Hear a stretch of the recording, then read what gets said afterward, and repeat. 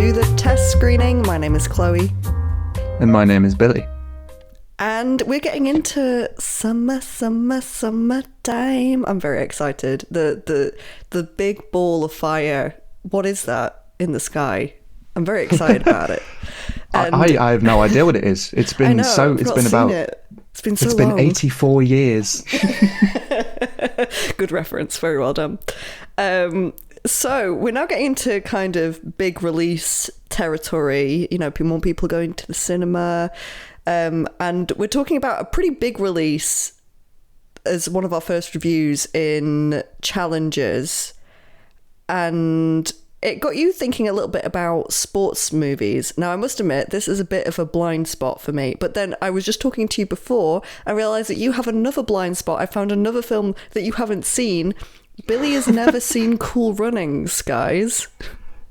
No, I haven't. And believe me, you're not the first to be tremendously shocked at the fact that I haven't seen Cool Runnings. Disappointed, upset. Or chastise me. Yeah. I mean, also, I'm like, listen, I'm just going to rake you over the coals for this because last episode, it was revealed to me that you hadn't seen the original Ghostbusters, which is a crime, quite frankly. Shocking information. Just, you know, this is, you know, I'm going to almost have to revoke your license to do this podcast if you don't get this crossed off your list soon, okay? So we need Cool Runnings and Ghostbusters. That's your homework, you know. Don't hand it in late again, Billy. Otherwise, I'll be very disappointed. Oh, there's no excuse either because Ghostbusters is on Sky and I've known about Cool Runnings being on Disney Plus for a good while, so I'm slacking. I'm slacking, and you're going to hold me to task over it. To be fair, I went and watched a film that had been on my list for a really long time recently. I watched Little Miss Sunshine. Oh yes, we were talking about this recently. Yeah, it's been on my list for ages. I was expecting big things from it. I was a bit underwhelmed. I like there were scenes and some performances. I mean, Paul Dano, I love him in anything. I think he's probably one of the most underrated actors around at the moment. I really enjoy his screen presence, and I really enjoyed him as a teenager in this. And I enjoyed Steve Carell. I actually thought that a lot of the performances were really, really good. But I was a bit, you know, I don't know. I didn't quite get it. I didn't quite get the emotional pull that I think other people got. Maybe it's because of the whole pageant thing. I think the whole thing just gives me the ick, the whole concept of it. And there's like a weird body heist in the middle. I mean, spoilers, but yeah, it's a strange film. It's a really strange film. I wasn't expecting it to be that weird. Yeah, I think I watched it for the first time, actually. I think it was during the pandemic. I did a lot of crossing off of like some old classics that I'd never seen before. I think I also did Grease during that same summer. You hadn't seen Grease until then? I'd seen it in bits on TV over the years, but I hadn't, you know, sat down and I'd seen all the famous scenes. I hadn't watched the full thing all the way through. So I sat down and I did that properly to get it ticked off. And yeah, so Little Miss Sunshine was kind of part of that.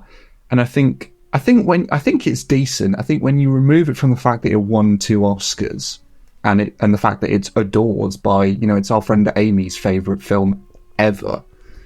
So I think when you remove it from that, it's on its own terms, it's perfectly good.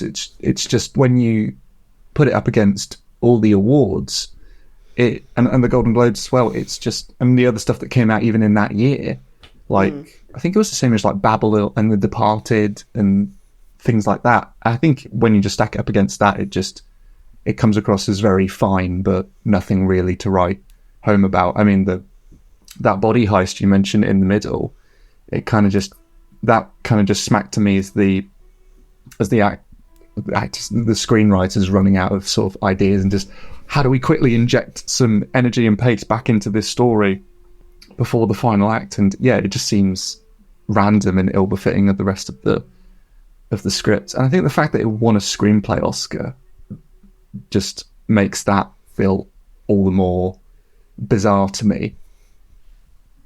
Yeah, it's a strange one. I think I probably would watch it again. I think I'd get maybe more out of it a second time round because I think I was just put off by some of the strangeness of it. But there was definitely merit to it. But yeah, not Oscar worthy for sure. Moving on from that, you also just mentioned that there was something that just got a release date that you're very excited about. Oh, yes. My favourite TV show, the best show on TV currently, and I will die on that hill, although I don't think I'll get that many people disagreeing with me. The Bear, which we knew season 3 was coming sometime this summer, has just been announced. June the 27th, season 3 is out. Hell yeah. I cannot wait. I'm very excited. I'm very excited to come back. I'll be calling you cousin the whole time.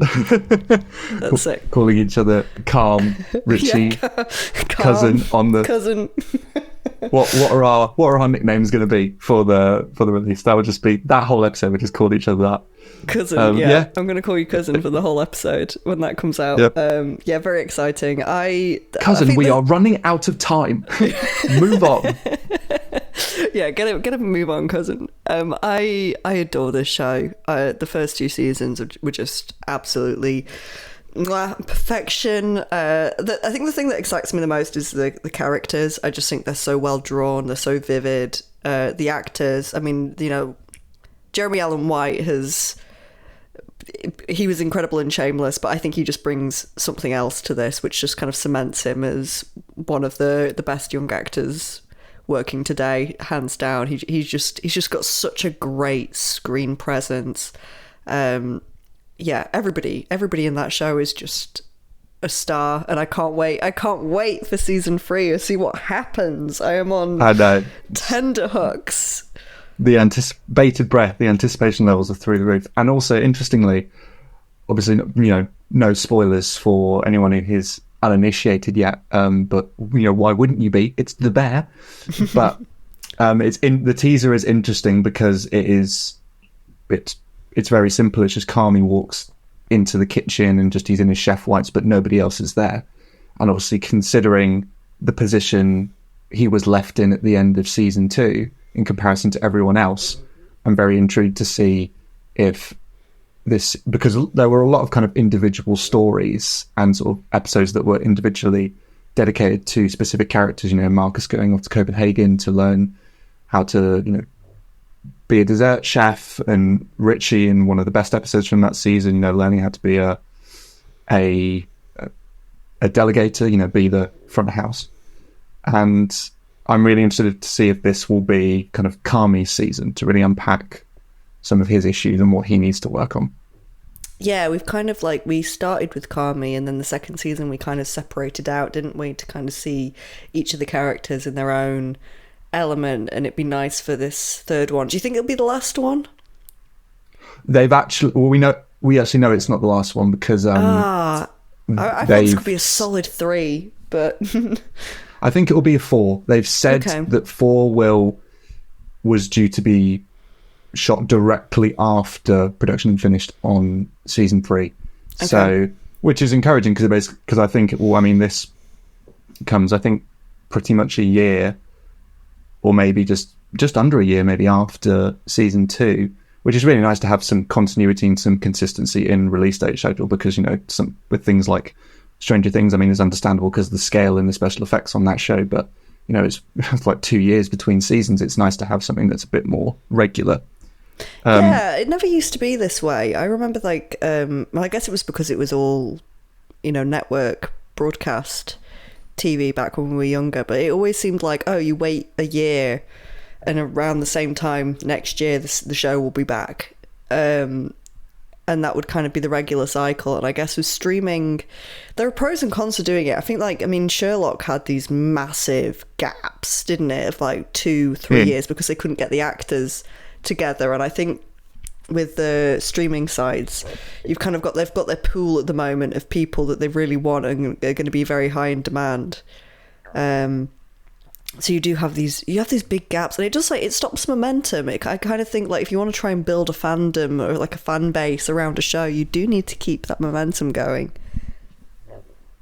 Definitely, and I think The Bear is sort of striking while the iron's hot, and I've had so many people text me in response to my Instagram story going, yes, I'm so ready. So I feel like everyone's chomping at the bit and ready to go, judging by the social media response. And I think I've said this before on the show, on the podcast, but I once had a conversation with the series director on my most recent production that I worked on. And I said to Joe, I said, we were talking about The Bear and how much we loved it. And I said, I thought that if The Bear did 4 solid seasons at the quality level that the first 2 seasons, have been at, ended at 4, and stuck the landing at the very end, in my opinion, it would go down in the history books as being one of the best dramas that had ever been on TV. And he said, yeah, I completely agree. So I think that's what they're going to do. They'll have kind of kept the momentum going, gone into season 4, and that's where we're going to end it. Especially if this is a really Kami centric season, then we might go back to what does the band finally, the family kind of do in that 4th and final season to wrap up and sort of resolve everything and go out on a high with the restaurant. That would I feel like that would be the real perfect story progression bit. Yeah, me too. I think it's so exciting. I can't wait. I can't wait to get into it. I can't wait to react to episodes with you. We'll certainly be reviewing it. Coming out. Oh, 100% we'll be reviewing it. I'm not getting away from it. This is going to take up most of the episode. I'm going to be obsessing about it for 6 months after it gets released, just like I did with season 2. Love it, love it, love it. Right, well, since we can't talk about The Bear anymore because it hasn't been released yet, we are going to have to move on to our reviews for this week. We've got a really good lineup, Billy. A really good lineup. This is a I'm excited about this one. Group of films, and we're going to start off with the biggest meme of the summer, I think, but also I've heard some good things about it. So this is Challenges. This is all about tennis. Well, it's about a throuple within tennis, a kind of love triangle situation with some really big stars attached, Zendaya being probably the most notable name, although the others are also, we've got okay, you're gonna have to help me out here, but we've got the guy that plays Riff in West Side Story, and you've got Prince Charles from The Crown. Yes, so you've got Mike Feist from West Side Story, who was robbed of a Best Supporting Actor nomination. Agreed. For West Side Story. He was superb in that. And Josh O'Connor, who was so great as Prince Charles in The Crown, but also, I've loved ever since I saw him in God's Own Country. A really great LGBT, sort of moody, Yorkshire-focused, intimate British drama. And yeah, it's just fantastic cast, really dynamite central trio. And given Luca Guadagnino's previous work, Call Me By Your Name and Bones and All, and the performances he gets out of those actors, I was very much excited for what was going to present itself with Challenges. Although I was I wouldn't say it was one of my most anticipated releases of the year, due to the fact that, tennis is actually my favourite sport. It's my favourite sport to watch. And but sports dramas, and particularly ones that have kind of knotty relationship dynamics, they're not a new thing, and they tend to run a pretty tried and tested formula with regards to story progression. So I did kind of wonder how much Luca Guadagnino and the actors were going to be able to pull out of this material and bring to this material. Turns out a boatload, in fact.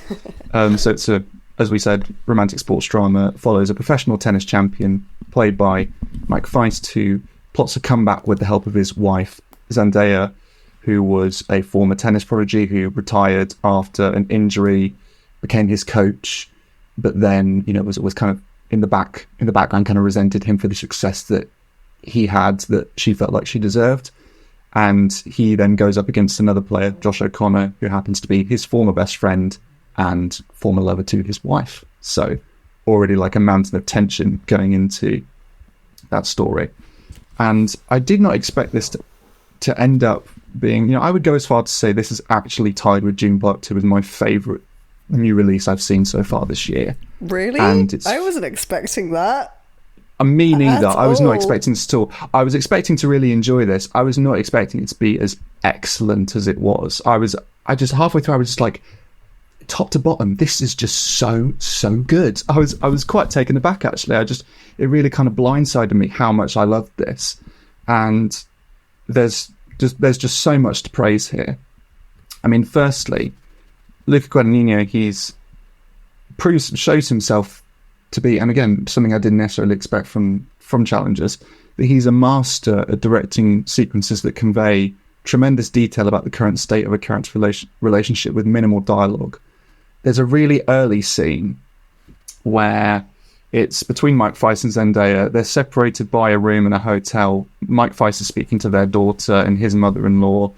She's watching tennis news and improving marketing billboard proposals for a collaboration with car brands they have coming up. And the point at which they face away from each other, when they catch each other's eyes, gesturing with their eyes, with their head movements, when they choose to sit next to each other, touch each other, get up and walk away. It's a lengthy sequence. It goes on for several minutes. And the hints of smiles and grimaces, the fact that Zendaya writes an S at the end of the game changer slogan on the top of this poster is like, S, it's about us, not just him. All of this already tells you so much and everything you need to know about the current state of their relationship. It's just a really so precisely and so terrifically blocked sequence. It's just, I love when a relationship and the state of it is shown to us rather than told to us through exposition. And there's an abundance of scenes like this throughout the film. It's just, full to the brim with them. And but that's not to say that the dialogue isn't also really sharp and caustic, witty, funny, just loaded with subtext all the time. It's just, every scene is just, there's always, a play, who's playing who, what's the ulterior motive here, what is this person really hinting at and saying. And I love these kinds of dramas. And something else as well that I think is paramount to the film's success is the structure, which I think is genius, because it brilliantly subverts the traditional narrative trajectory of a sports drama. Because, normally you have this initial build-up to a big fallout, and then a regime of training in the run-up to the character's big cliched meeting at, the big championship, the big world title match, and that's when it all comes to a head. There's in the plot description I just described, there is an element of that, but there is a meeting between these three, but it's in fact at a low stakes, low attendance, small league challengers match, hence the title. And that's brilliant because it shows that the fact that this is very low stakes in terms of the tennis league shows that the actual sporting particulars don't actually matter, and the winner doesn't really matter at all. It's about, their own sort of psychological warfare and underlying warfare within this match that they're bringing to it. So, in a sense, it's not really about sport at all. And then structurally, we pivot off this central match in very kind of non-linear fashion back and forth throughout the lives of these three players, as we're given more and more examples of their betrayals, mind games, romantic entanglements, and this psychological warfare that they've enacted upon each other. We're given that introductory mystery of why there is this simmering tension between them. That's then unpacked, and then we periodically return to this present-day match, halfway through the first set, second set, specific points, increments throughout the game.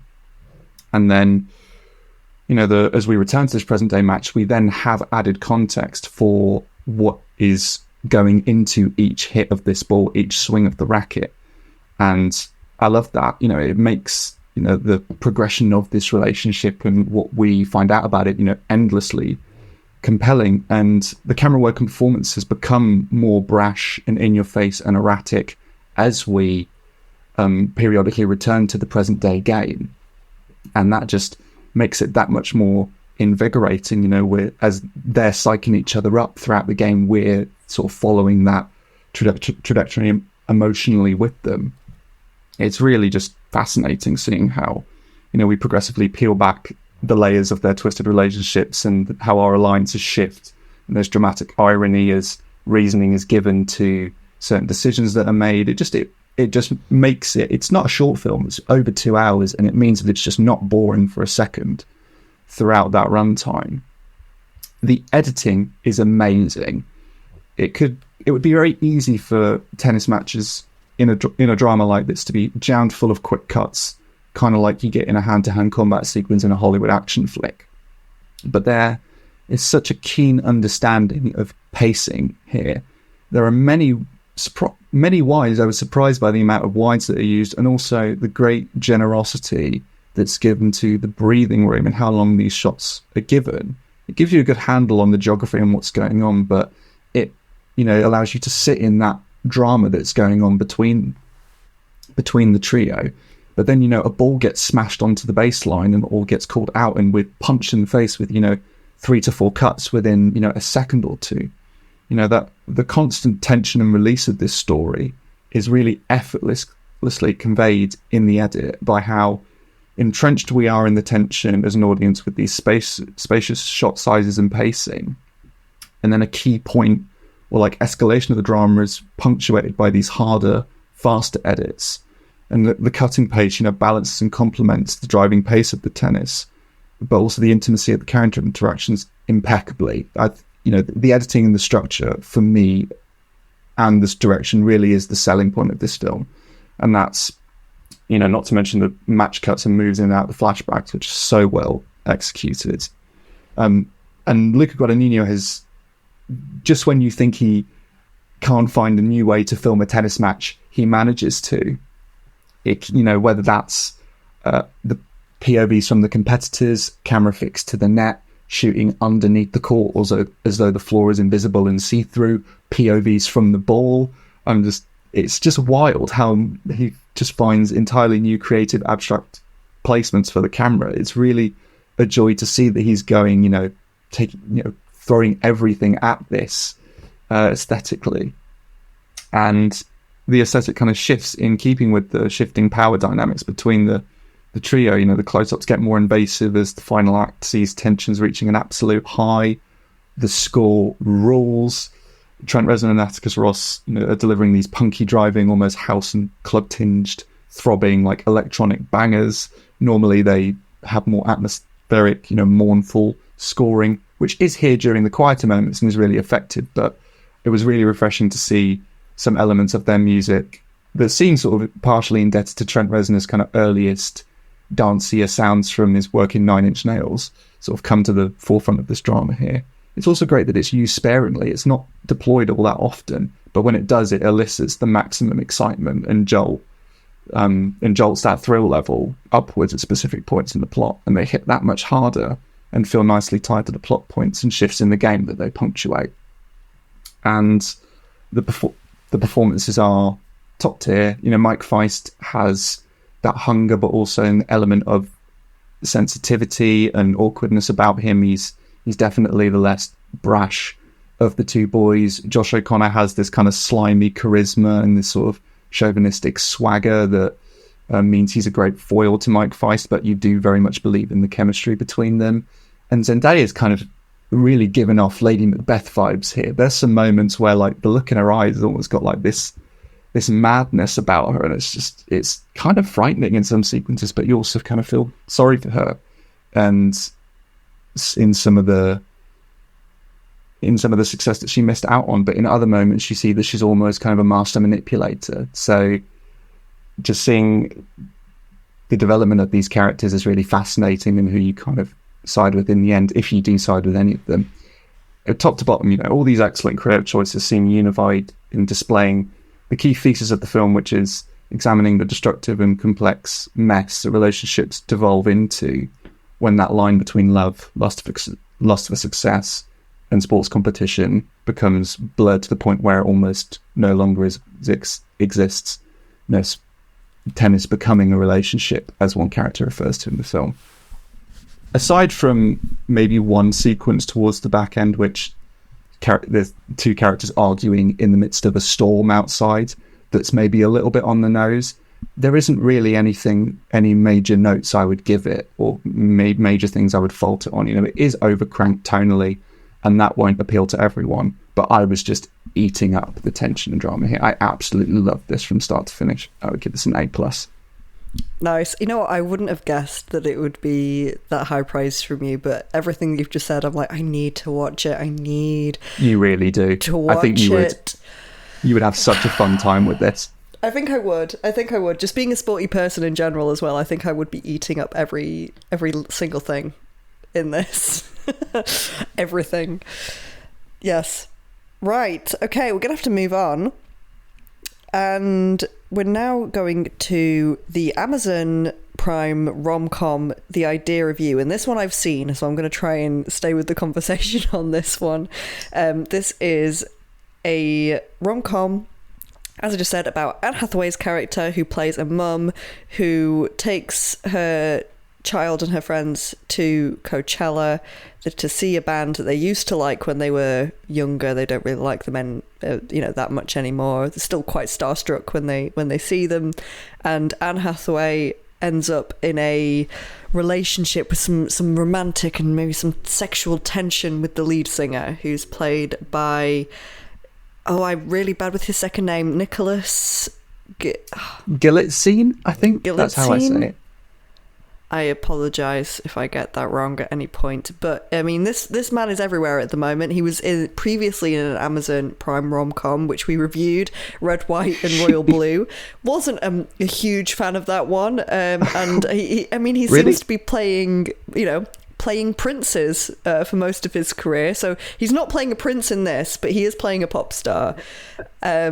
I had quite a good time with this. I'm quite interested to know what your thoughts were, because I think I had some thoughts while I was watching it.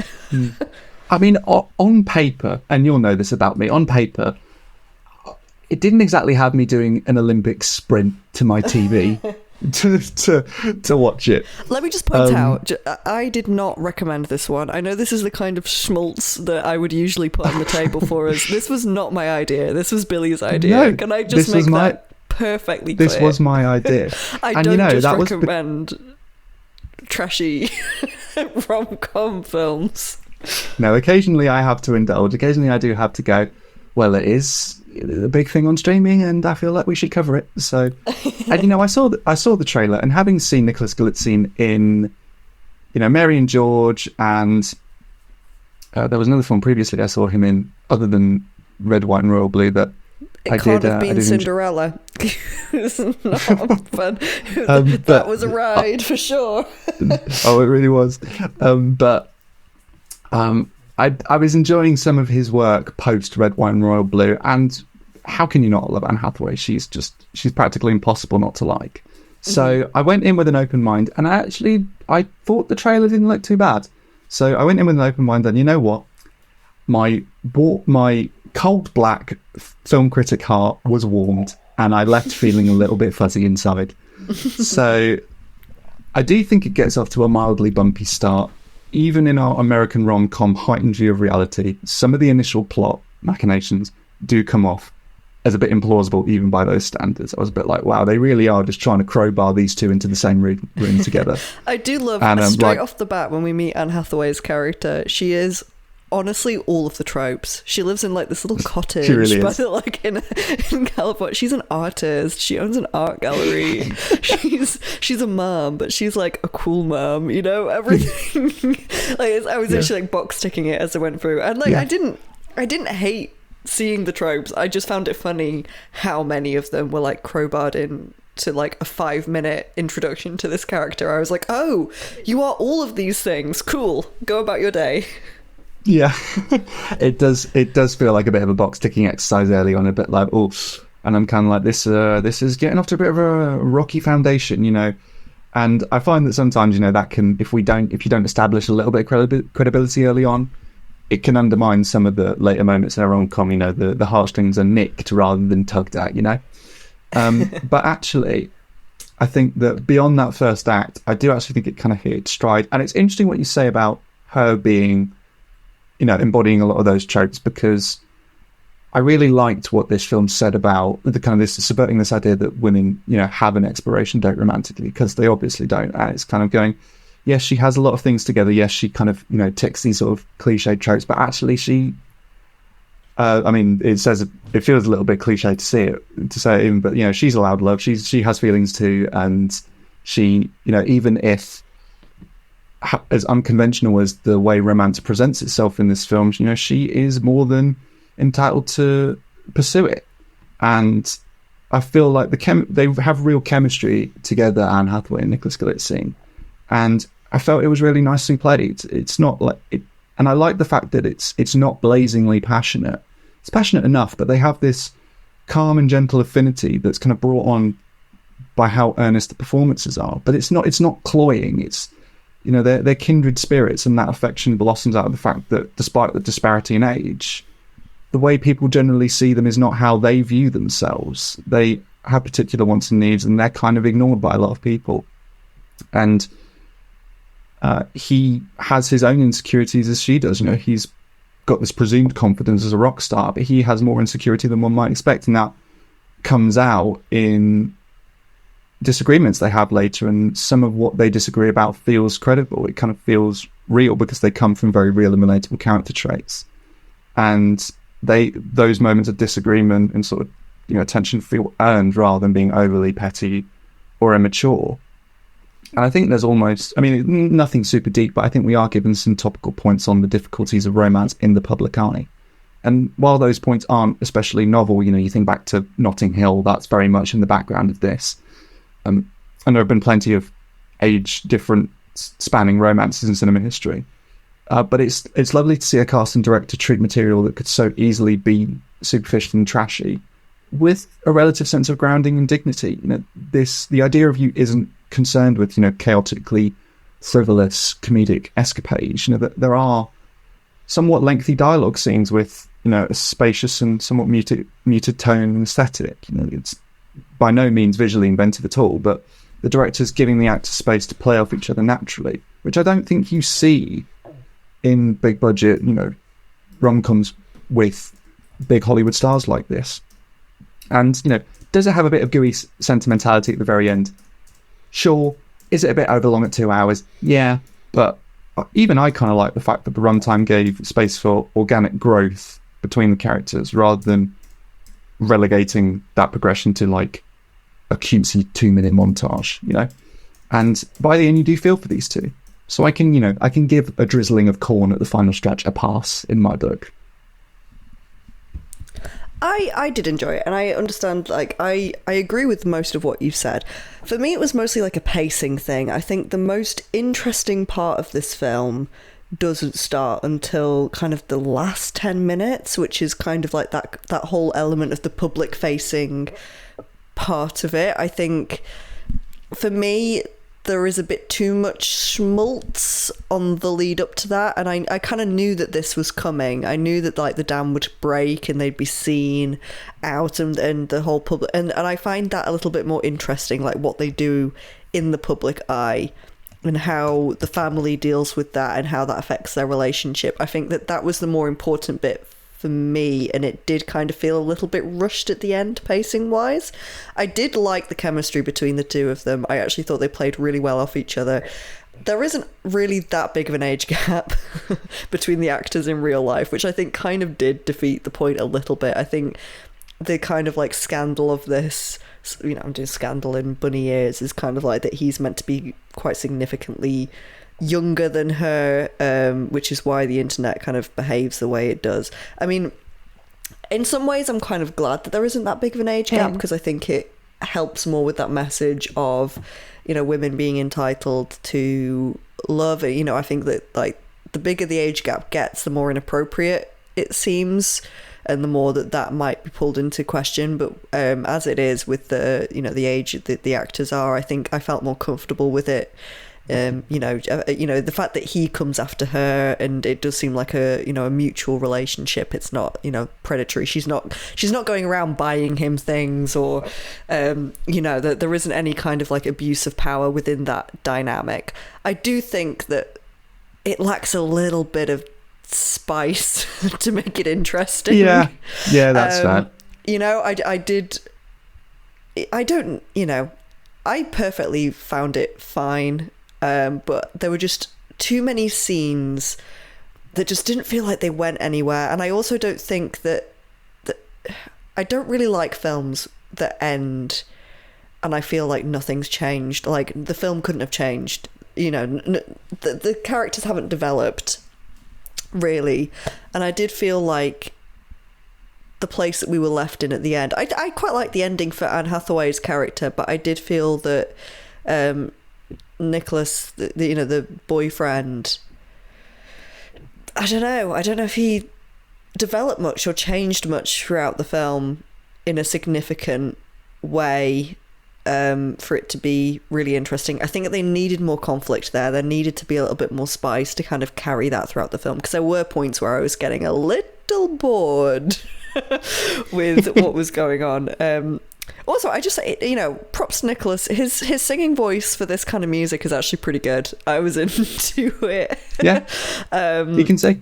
Yeah, I would say that some of the songs I was like, this is like a couple of notes away from Maroon 5 or something like that. I was like, I feel like I've heard this before, and I'm like, yes, yeah, play them together, and it is pretty much a copy. But the songs are, by the by, it's more the songs are a mean to an end to say, look at him, he's in a band. Ultimately, I thought this was mostly successful. I enjoyed their chemistry together, which I think is a massive part of me enjoying a rom-com. Ultimately, it did make me care about the straights, so props for that. That's my line for that's the bar. That's the bar. That's the metric. The bar. Do I care about the straight people? And yes, I did care about the straight people.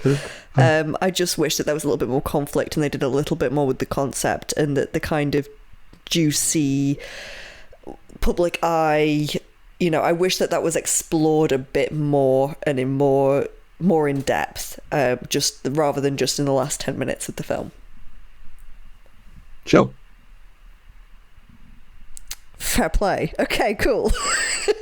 What are we ranking this one? I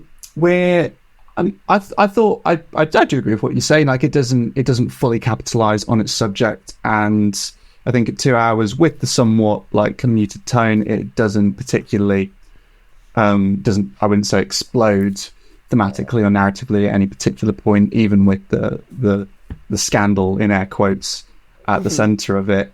But I thought it was fairly inoffensive, well played, nice, and sort of just it delivered on most of what it promised. So I'm feeling the beat on this one.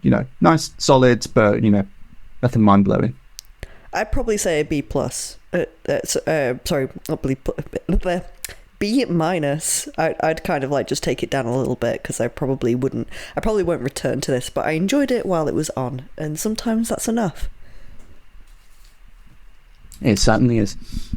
Okay, so we're going to flip-flop. This is quite a different film. This is Civil War. I actually don't know a lot about this one. I've heard about people talking about it.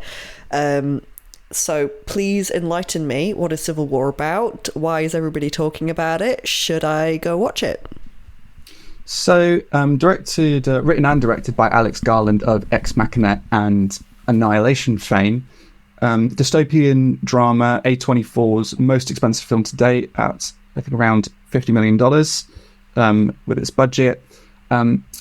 Concerns a dystopian future in the United States of America where a civil war has erupted between the United States government and regional factions. The president, claims victory is close at hand, and a renowned war photographer played by Kirsten Dunst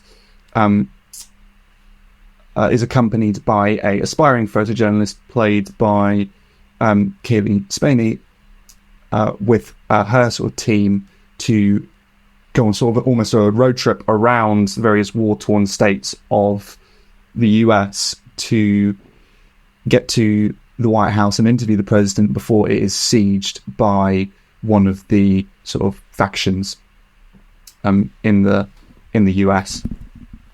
So, quite ballsy subject matter. I remember seeing the trailer to this and being kind of quite taken aback by it, with, the very palpable kind of political tension in America's current, social climate. I couldn't almost quite believe that this, one, existed, and two, even got past the pitching stage. I felt like people would go, this is not too much for right now. This is just going to send people, up in arms around the bend. But, props to Alex Garland for having the audacity to make it and believing so much in the project, and that it, A24 approved it. But they've been known to A24 take more stylistic risks than the average distributor or production company. So for that reason alone, I am happy that this exists. So should be immediately applauded on that front. he said in interviews that the film is apolitical. And having now seen it, I understand what he means by that, and I'll get into that later. But given the subject matter, at a foundational level, the message of the film is inherently political, and there's no getting around that. But what was quite surprising to me was the narrative slant and the perspective it took to the subject. It wasn't one I expected. I mean, you watch the trailer and it makes it look like a Marvel film, which it very much isn't. The film actually completely forgoes any form of political or societal context as to how the war came about. You're just put essentially in the middle of it. Fascist president who claims close to victory, and people are sort of disagreed with, and regional factions between different states in America, and people are kind of at each other's throats. So we don't know what incited the explosion and conflict, and instead we're led through the environment of what the dystopian war-torn situation kind of may look like if it engulfed the US, through this journalistic viewpoint in the war photographer sort of travelling to Washington, D.C. And this is certainly, an interesting approach to this subject. I think it ends up being a double-edged sword for the narrative, simultaneously making it kind of an effective parable and leaving behind this lingering sense of a missed opportunity. So the journalistic perspective and the lack of context is smart for a couple of reasons. It allows a space where people of any political agenda can find common ground in this story and align in on the message of warning the film is so clearly presenting about what the political tension in the state could, in a hypothetical scenario, devolve into. It makes what on paper is an incredibly divisive story more approachable from a wider range of audience, so it's more palatable. It also provides a more believable kind of narrative framework for guiding these characters through these many war-torn situations, given the road trip-like setup. It makes sense. They're chasing this story, therefore they're going to travel towards it, and are going to find, hit, speed bumps along the way, metaphorical and literal.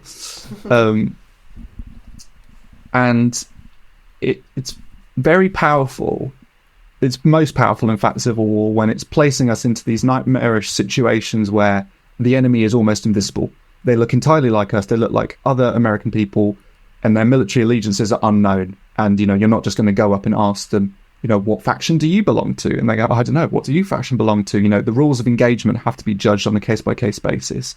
How hard are we going in here? Do these people look friendly? Are they going to kill us?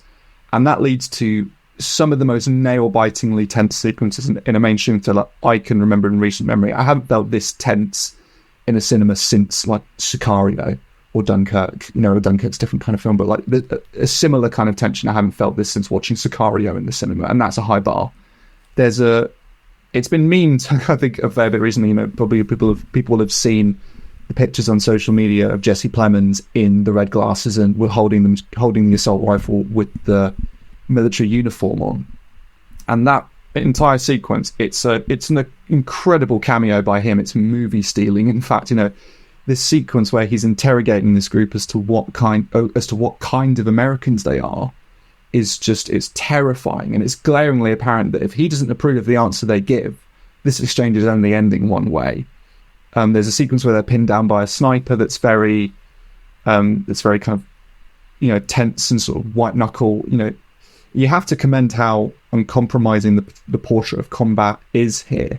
Whether it's cold-blooded executions, people crawling out of mass graves, protests being bombed, deafening gunfire, great sound design here. Again, reminds me of Sicario. The horrors of warfare are not sanitized, even though politically the presentation of the subject is more palatable. So I have to commend Alex Garland for that. There is a certain gloss about the texture of the visuals. You can tell it's shot on digital cameras. And it's also got quite liberal use of a shallow depth of focus. And I don't know, it wasn't a deal breaker, but the texture of the visuals, it didn't feel entirely befitting of the material. And there are also these really ill-judged song choices where they're trying to go for a stuck in the middle with you, Steelers Wheel, Reservoir Dogs kind of contrast, but the songs are too bouncy and happy and optimistic in tone to really create that contrast. You need something that is jolly to a degree, but isn't so much that you can't hear an element of tension about that song. It's a bit overdone. So those sequences. that kind of thing as well. I find it is one of the Yeah, tropes I tend to roll my eyes at these days. Like it's really got to work. It's got to be the right song for it to work. And unfortunately, it really doesn't work here. And so there are elements about the way certain sequences are executed that do and don't work. When it works, it really, really works. But there are a few reasons why the framing of the narrative with the journalist, plus the lack of a backstory to the conflict, feels as though it kneecaps the potential of civil war to an extent. From a writing perspective, the push-pull relationship dynamic between the jaded, seasoned war photographer and the young wannabe, more easily shaken photographer, that kind of smacks of artifice. It's quite cliche at this point, jaded professional, keen protege who has to learn from the professional. That is a very well-worn trope at this point. It feels very much like a cinematic construction by the writers to give the narrative a reliable arc and a point of human interest, which to me wasn't entirely necessary given, the bluntness of the conflict and the responses the team have to it. I feel like that would have sufficed here. But also, and this for me is the biggest issue with it, by not providing political context for the Civil War, I feel as though it greatly oversimplifies the message of the entire film. It goes back to, earlier when I described the film as similar to like a kind of a wartime parable. Parables are very simple, direct stories at heart, and unfortunately, this doesn't have the political complexity I think a lot of people wanted it to have. Aside from some interesting broaching of the topic of how effective war photography is and the toll it takes on the people who carry out, and how much of a difference documenting this kind of violence really is in reality, the message essentially boils down to the tried and tested war is hell point, with kind of a seasoning of it could happen in the US sooner than we think. Now, that's not to say that isn't an important point to make, but how many dozens of war films have we seen in the past that make almost the same point, and in many cases make it more powerfully than this does? I feel like there was a real opportunity here to tether this to the current political climate in America and make it a thoughtful commentary about what could be done to prevent this from happening, alongside the other things it's doing. But I think in making Civil War more palatable and less inflammatory, they've played it safer than they needed to the detriment of the narrative, and I think it's now destined to fade into the background of the war film canon sooner than I think it should have, given how incendiary on paper and in the trailer the topic and film appeared. It's still good though, and well executed for the most part in what it's trying to do, and does certainly sort of leave a mark powerfully in the brain with the imagery it presents. So I'd give this a solid B+, but I wanted more from it. Yeah, I find it really interesting that he said it's an apolitical film. I like everything that you've just said about it, what I've seen of it. I'm just like, how can you distance this from politics? And should you? Considering what's going on in the world, it would be a much more powerful and maybe effective film if it kind of owned its inherent political nature. It's called Civil War. I don't know how you can have an... Exactly. This isn't political. This isn't political, but we are talking about Civil War. Something about that doesn't quite add up for me, but I appreciate what they were trying to do with this, what A24 are trying to do with this. I appreciate the fact that it exists. Again, we know we've got this is more blockbuster war film territory that is new. I'm a bit of I do like these like alternate universe kind of things that could be happening now, but it's not kind of ideas. I do find them really interesting. Think that they're a really interesting way to kind of analyze where we are right now and how different circumstances could, change everything. So a really interesting film. Unfortunate that it doesn't own everything that it's about, I think, is a good way of putting it. But alas, we must move on, and we're now going to talk about Love Lies Bleeding. I'm so excited for you to talk about this. This is the Kirsten Stewart's new film, lesbian love interest. It's been everywhere. This, I think, is what I was hoping Drive Away Dolls to be. I've seen some good reviews. interested to hear your thoughts, because I've been purposefully trying to avoid spoilers on this because I do want to see it. I haven't been able to see it before today. So try your very best not to give too much away. I mean, you know, if you need to for the review, you do it. But yeah, Love Lies Bleeding, is it worth a watch? So in a recent episode, you and me were both talking about our very negative reactions to a recent Coen Brothers film called Drive-Away Dolls. And we kind of expressed how great our disappointment at that film was, because we were hoping for that to be this kind of chaotic, rambunctious kind of lesbian crime action flick that we felt cinema needs right now, or maybe like a Thelma and Louise for a new generation. You know, that was kind of our expectation of that film, and sadly, it fell woefully short of that. It wasn't anything like what we were kind of hoping for it to be. And Love Lies Bleeding is kind of narratively has a kind of connection with that. It's a similar kind of semi-love story between the central pair, you know, different kind of demeanors, different characteristics, and both are similarly sort of crime-laden, but sort of tonally and stylistically they're very kind of far apart. But Love Lies Bleeding was very much on my radar and hotly anticipated by me, because it very much looked like, from the trailer and from everything I was seeing, like it was going to be the antidote to Drive-Away Dolls, and that it was going to fulfill that promise and that expectation of, you know, a very anarchic, you know, exploitation, you know, lesbian crime focused film for a new generation. Not to mention the fact that it's the next feature by Rose Glass, you know, follow up to her acclaimed debut feature horror film Saint Maud, which was one of my favourite films from a few years back, and to me is a modern classic of the horror genre. Just incredible how fully formed her direction was in that film, and I was just chomping at the bit to see what she would do next. And so for those reasons, I've been very excited to talk about Drive-Away. And for those reasons, I've been very excited to talk about Love Lies Bleeding, and also just see how it is and if it does live up to those expectations.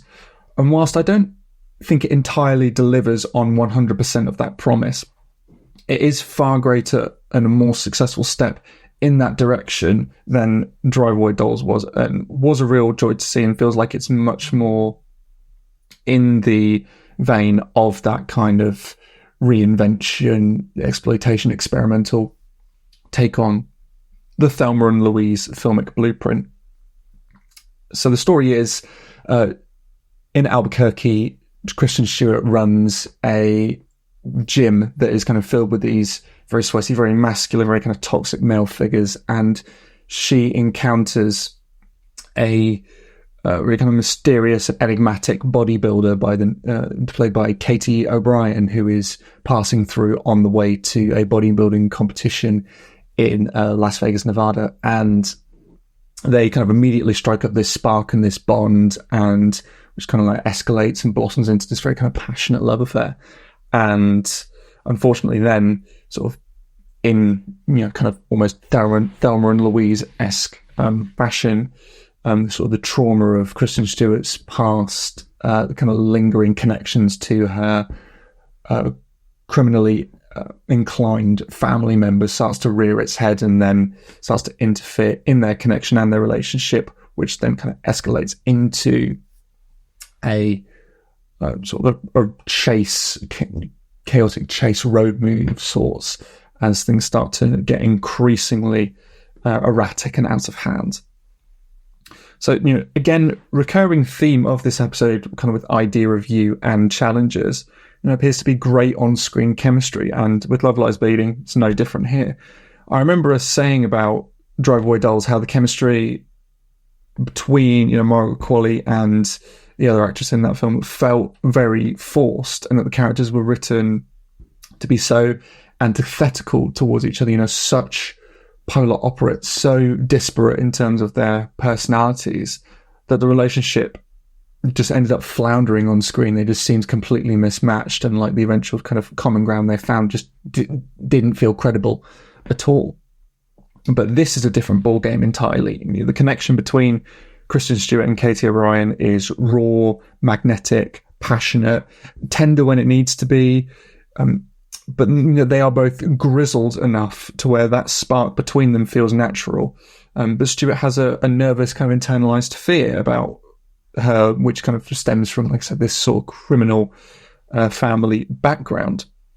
Whereas O'Brien is kind of far more imposing and muscular in demeanor, not just physical appearance, that kind of, that muscular kind of atmosphere sort of extends to how she carries herself and behaves. But she's also kind of more erratic in behavior, whereas kind of Stewart quells that sort of aspect of her personality, whereas O'Brien kind of teases out that confidence that Kristen Stewart kind of aspires to have. It's a very balanced and well played dynamic in that respect, because they're each kind of, nourishing and coming up with friction against, each other's sort of opposing and in some cases complementary traits. With her debut, Rose Glass showed she had a talent for atmosphere, creating a strong sense of place and also, really visceral moments of horror. And Love Lies Bleeding, it has more scope in terms of its plot and its larger cast. So, which gives Glass kind of the room to take far more bolder stylistic swings with her direction. I think it's only appropriate that she kind of does that, sort of trying to expand and push her sort of directorial filmmaking horizons. And I think, her sort of stylistic swings, greatly pay off here. There are many really striking close-ups in sort of the opening of movement of the film, of the sweat trickling down skin, veins expanding, muscles contorting and flexing. The film's very kind of confident and direct focus on the human body, and the expansion of it, kind of in terms of physical and also emotional capacity, is it's physical, tactile, and it's also at times uncomfortably scrungy and pulpy in a way that feels kind of very Cronenberg inspired in having a very apparent connection to body horror, even though I wouldn't kind of describe this as a true blue horror film, more kind of horror inflected crime thriller. And to take it back again to Drive White Dolls, that film has kind of these weird, entrancing, but also kind of unceremonious, random flights of psychedelia that kind of come off as just goofy and random. You remember those bits with the Miley Cyrus character? Yeah, just the way she appeared in those kind of hallucinogenic moments just seemed totally out of place, and like they were just kind of mining for strange psychedelic wonder that didn't have any kind of narrative grounding. But and also just felt kind of wishy-washy in terms, not very confident in how they were sort of presented in that film. But here, the shots of surrealism, they just ooze confidence and are very in keeping with the anarchic kind of brooding and subversive tone that we're working in here. And particularly striking, there's a shot of a character kind of very, very much sticks in my mind from the film, where you have somebody staring at a floor, and that then emphatically kind of blows into this blood red nightmarish view of a chasm in the desert at night. And that's just one of very many kind of invigorating and vibrant stylistic flourishes. It's really invigorating filmmaking. And the passion that the characters have for each other is kind of very red hot and sizzling, and the moments of gore and violence are very sort of shocking and blunt, and also kind of slightly demented, and sort of fit that very kind of fever dream, neon soaked tone that Rose Glass has kind of constructed here. The one major issue I have with Love Lies Bleeding is really character development and kind of prior character context, because whilst the dynamic by the central pair is very kind of compelling in of itself in terms of their just the rapport they have with each other kind of performance-wise, Kristen Stewart and Katie O'Brien, and the film does in fact hint towards Kristen Stewart's crime-ridden background as being a source of trauma for her. Aside from that, in terms of kind of actual concrete background for the characters and their behaviour, unfortunately, it's quite scant, and the screenplay relies a lot on the in-the-moment actions to drive proceedings forward. And I really like that immediacy in it, and, you know, not getting bogged down in, you know, expositional flashbacks or anything like that. I like this kind of forward momentum and directness that the storytelling has. But one of the things I loved so much about Saint Maud was the precision with which, you know, Rose Glass dug into that protagonist's psyche and subjectivity, so that you really felt that inner turmoil and kind of what was motivating her actions and her eventual downward spiral. But that doesn't happen so much here.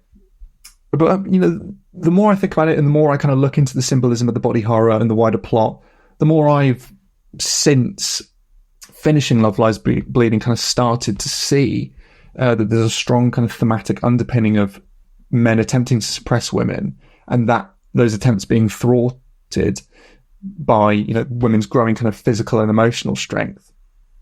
And there's a very bold kind of swing the plot takes towards the end, a kind of hard drive into the surreal that in the moment I was kind of thrown by, but the more I think about it, the more it was actually quite heavily foreshadowed and kind of works better for me now that I've kind of had a bit more perspective on sort of looking back on the whole kind of wider mass context of the work. And for me, that kind of helps tie kind of the proceedings all together and kind of makes the film work a lot better for me.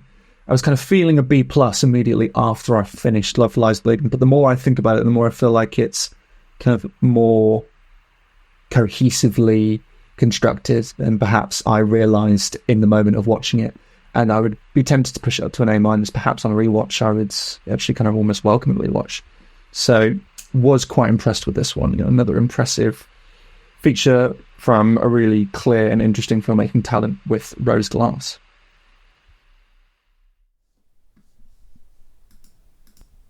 Yeah, ever since I've seen Kirsten Stewart play Princess Diana, I've really enjoyed kind of the direction that her career has been going in, and I've enjoyed her role within the LGBT community, how she's kind of become a lesbian icon in the way that we have, you know, kind of an entourage of gay icons out there. I think she's kind of really doing it for the girls right now, and I'm very excited to see what she does next. The fact that she chose to be in this film is really exciting. The pairing of them is really exciting, and I'm excited to see what comes out of this director next, considering her back catalogue. So that's all of our reviews done for this week. Thank you for listening. We will be back next week with a fresh roster of reviews, and unfortunately I've lost Billy at the end of this recording. I think his laptop died. Just our luck, but we will be back hopefully next week with some more reviews. Thanks for listening. Bye.